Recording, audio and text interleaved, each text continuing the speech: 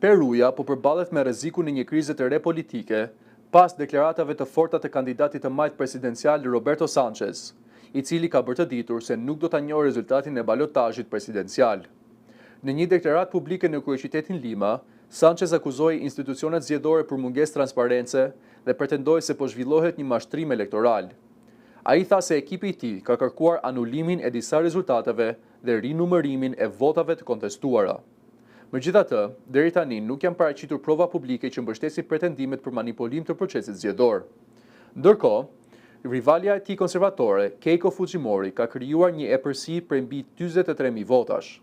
Sipas të dhënave zyrtare, asaj i atribuohen rreth 50.11% e votave të numëruara.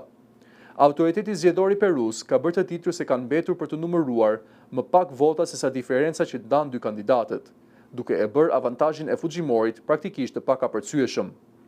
Rezultati përfundimtar pritet të shpallet zyrtarisht në mesin e muajit korrik, pasi të përfundojnë procedurat e verifikimit të votave të kontestuara dhe të përpunohen të gjitha votat e ardhura nga jashtë vendit.